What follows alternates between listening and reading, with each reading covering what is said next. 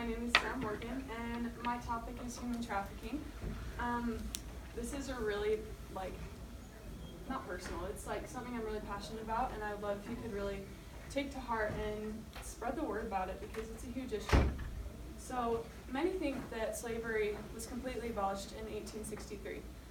Though it did help liberate African American slaves from forced labor, 155 years later, men, women, and children are being trafficked for sex and labor. They have no say in what they do, how they are treated, or what they can do to protect themselves and their families. During their enslavement, they suffer through things that no one should ever have to go through. They suffered physical, psychological, and emotional abuse, and they feel that they are only worth something as an object or a worker.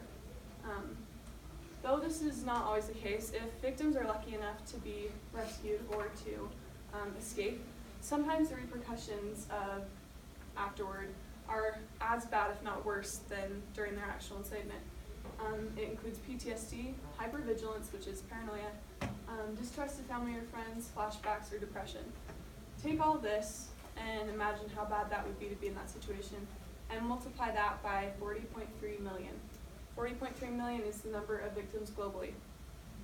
There's an estimated 17,500 victims in the United States alone, and you would think that it's kind of a foreign issue. It's in Utah state borders.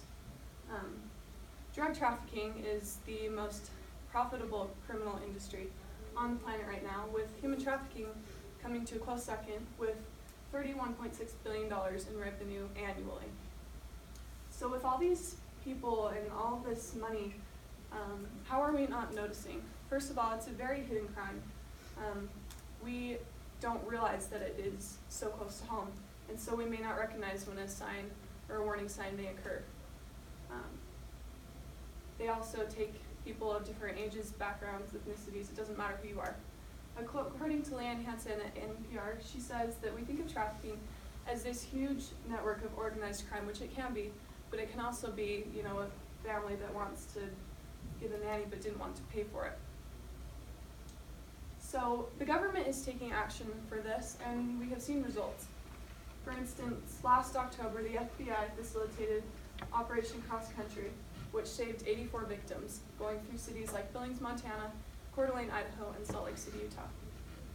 President Trump also signed the SESTOLANT Act, or the Stop Enabling Sex Traffickers Act, which empowers DOJ prosecutors to pursue criminal charges against website operators who turn a blind eye to sex trafficking, including of children happening on their sites.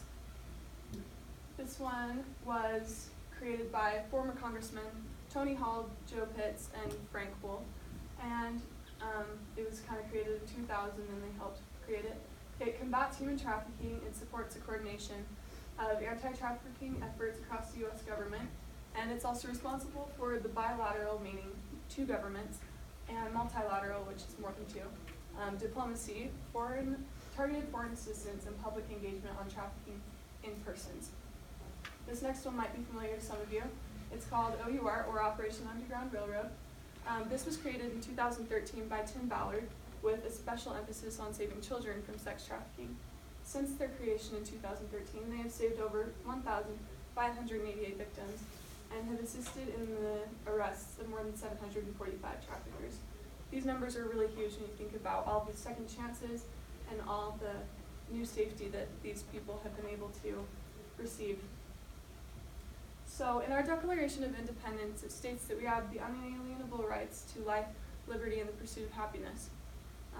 We have a duty as citizens to protect this for ourselves and for others. We need to really recognize that this is an issue on foreign soil, American soil, and within Utah state borders. So we need to be more open and talk about it because it's real, and you never know when it could happen to you. So let's talk about it. We need to learn the warning signs. There's resources out there that you can find to help you learn about it. There's training through OUR if you're interested. Looking out for others, and we also need to get over our timidity of seeing situations that we feel just awful about and speak up, even if you don't go directly to it. Just tell someone, get it prevented, because we need to save these people. There are 40.3 million loved ones, friends, and family members out there that are counting on us, and they want to be saved. They have so much potential that they can bring to the world, and we need to be able to give them that opportunity. So in the words of Bernsby Stanfield, he says, "There is no darkness so dense, so menacing, or so difficult that it cannot be overcome by light." And yes, you can have a candle in a room in the dark, but it won't shut out the darkness unless someone lights the candle. So be the one that lights the candle, and let's get to work.